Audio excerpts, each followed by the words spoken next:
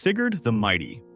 Sigurd the Mighty, one of the fiercest Vikings, earned his reputation by conquering large parts of northern Scotland. But what cemented him in history is the insane way he died. One of his biggest rivals was named Mithridates, who was nicknamed the Buck-Toothed because of his noticeably protruding teeth. To settle their conflict, the two agreed to meet for a fair fight, each bringing exactly 40 men. Sigurd, however, secretly brought 80 men instead. He easily defeated Mithridates and his men, and to celebrate his victory, he cut off Mael's head and tied it to his saddle as a trophy. But here's where things take an unbelievable turn. As he rode, the dead man's protruding tooth scraped against Sigurd's leg, cutting his skin. That small cut became infected, and with no modern medicine to treat it, the infection spread through his body and eventually killed him. His rival basically killed him after he was already dead. Dian Wei.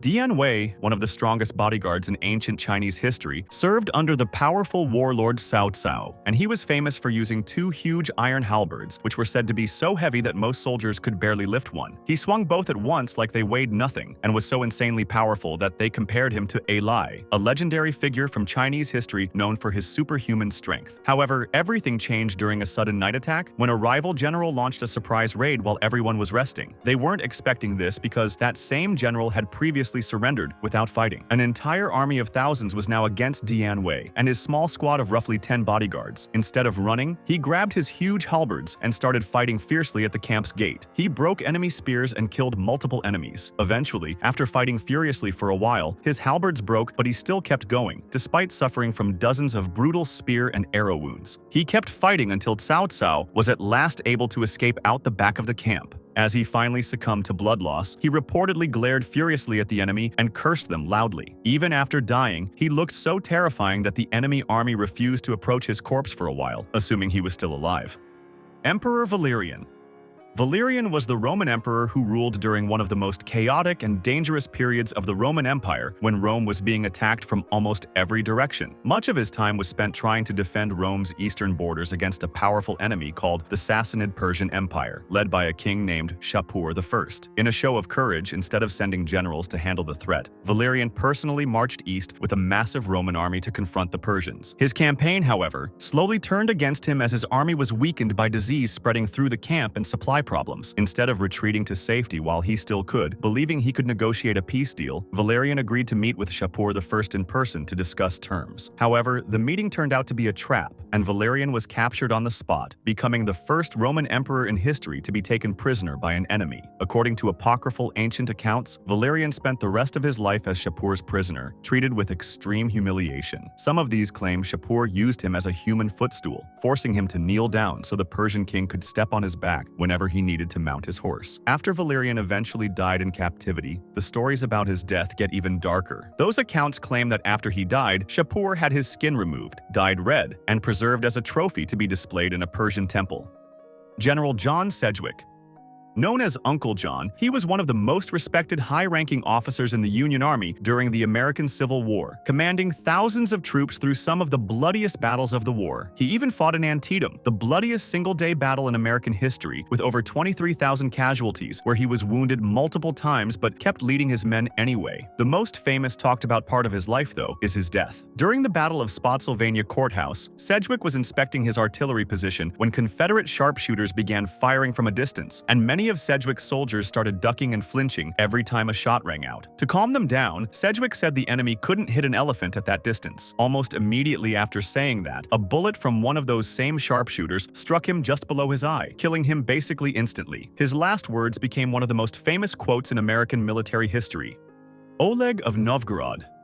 Oleg of Novgorod, known for uniting scattered Slavs in Ukraine and Russia into one state and for pulling off one of the boldest military moves of his time, was one of the most powerful rulers at the time. He led a massive military campaign against the powerful Byzantine Empire, sailing hundreds of ships toward Constantinople, scaring the empire into signing a peace deal that gave his merchants tax privileges and payments. According to an apocryphal old account, he even had his soldiers put wheels on their ships so they could roll across land. However, Oleg's story takes a strange turn when it comes to his death. According to the same old account, a pagan priest once warned him that he would die because of his own horse, so Oleg sent the horse away, thinking he had escaped his fate. Years later, when he learned the horse had died of old age, he laughed it off and went to see its remains, but as he stood over the horse's skull, a venomous snake that had been hiding inside it bit him, and he died shortly after from the poison.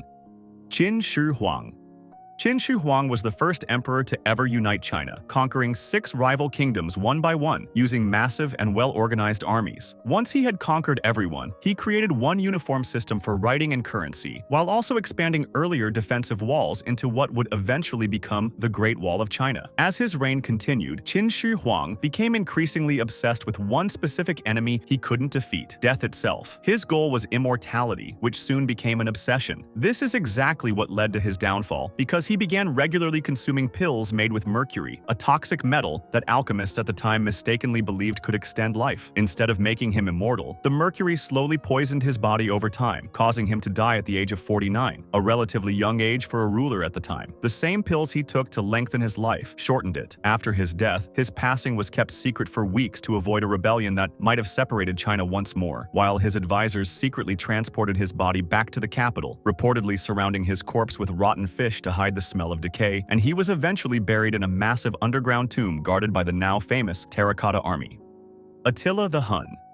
Known to the Romans as the Scourge of God because of how much destruction he brought wherever he went, he united many different tribes under his own rule, forming one of the largest and most feared armies of his time. He used it to repeatedly invade the Eastern Roman Empire, demanding huge amounts of gold just to keep his forces from attacking, and the Romans were so afraid of him that they usually just paid whatever he asked instead of risking a fight, which only made him more powerful over time. At one point, though, he turned his attention west, invading northern Italy. Luckily, he withdrew back to his stronghold after having sacked the major cities there. However, he sent a warning. He said that his withdrawal from Italy was not a permanent peace treaty, warning the emperor that unless he handed over his sister, who had proposed to be Attila's wife previously, along with half the Western Roman Empire as her wedding gift, he would return the following year to destroy Italy. Western Europe was terrified by him. This panic, however, quickly ended, because after decades of brutal warfare, Attila suddenly died in arguably one of the most embarrassing ways in history. After celebrating getting married to a new bride, he went to bed after heavy drinking and was found dead the next morning. Historians believe he likely suffered a severe nosebleed while lying down and, being extremely drunk, choked on his own blood in his sleep. The man who terrified 2 of the strongest empires in human history and reshaped the map of Europe died from a simple nosebleed. After his death, his empire fell apart almost immediately, since his sons fought each other for control. Legend says his guards buried him and then killed the workers who built his grave to keep its location a secret forever. To this day, no one has ever found his final resting place.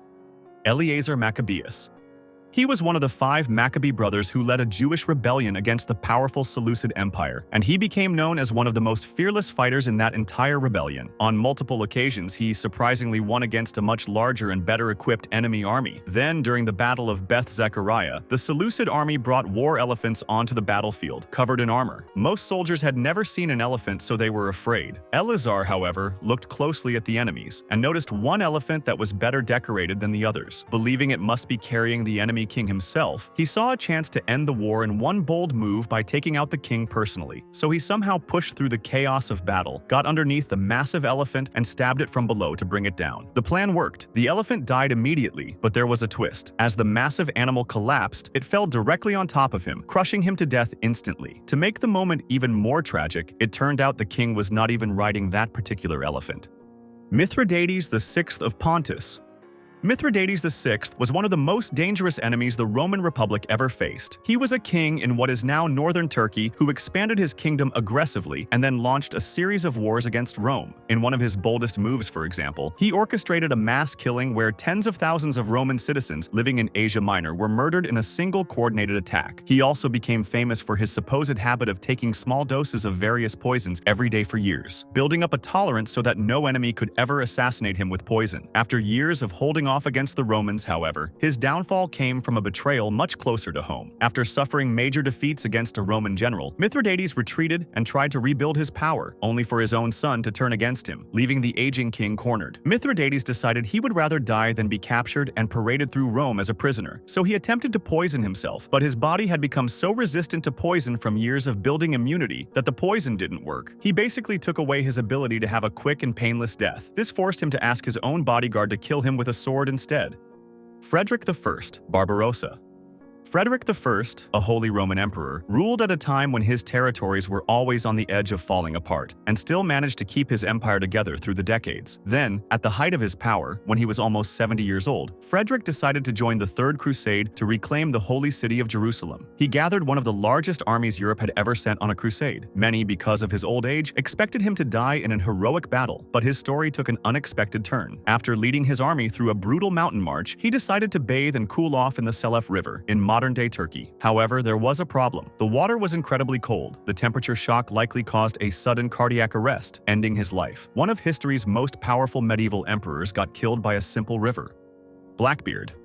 You likely know him as one of the most feared pirates, but you might not know the incredible way he died. He was known for tying lit fuses into his thick beard so that smoke curled around his face during fights, making him look like a demon, and for commanding the Queen Anne's Revenge, an incredibly powerful ship which he loaded with dozens of cannons. He rarely needed to actually fight, because his appearance and reputation alone made most ships just surrender. His downfall, however, came unexpectedly fast, when the governor of a nearby colony, tired of Blackbeard's raids hurting trade, sent a young lieutenant named Robert Maynard with 2 ships to hunt him down. They finally cornered him. Blackbeard, expecting an easy win like always, boarded Maynard's ship personally to finish the fight up close, only to find out it was a trap. Most of Maynard's crew had been hiding below deck the whole time, and they swarmed him the moment he stepped aboard. Even after being shot and stabbed more than 20 times, Blackbeard reportedly kept fighting until he finally collapsed from blood loss. After the fight, Maynard cut off Blackbeard's head and hung it from the front of his ship as proof that the pirate was really dead.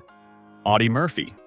Audie Murphy, once rejected by multiple branches of the military for being too short and too skinny, became one of the most decorated American combat soldiers of World War II. Murphy built his reputation through countless acts, but his most famous moment came in France, when his unit was attacked by a much larger German force including tanks. After most of his men retreated, Murphy stayed behind alone, climbed onto a burning tank destroyer that could have exploded at any moment, and used its mounted machine gun to hold off waves of German soldiers and tanks by himself for almost an hour, killing or wounding dozens of enemy troops, even while wounded himself. Once the machine gun ran out of ammo, he simply walked away from the burning vehicle and immediately organized a counterattack. After returning home, Murphy transitioned into a successful Hollywood acting career, but after surviving one of the most insane solo stands of the entire war, his death came in an unexpected way. In May of 1971, he boarded a small private plane for a business trip, and the plane flew into thick fog, crashing into a mountainside in Virginia, killing everyone on board instantly. After his death, Murphy was buried with full military honors at Arlington National Cemetery, and his grave became one of the most visited spots there, second only to President Kennedy's. If you want to discuss this video or suggest an idea for the next one, join my Discord, link in the description.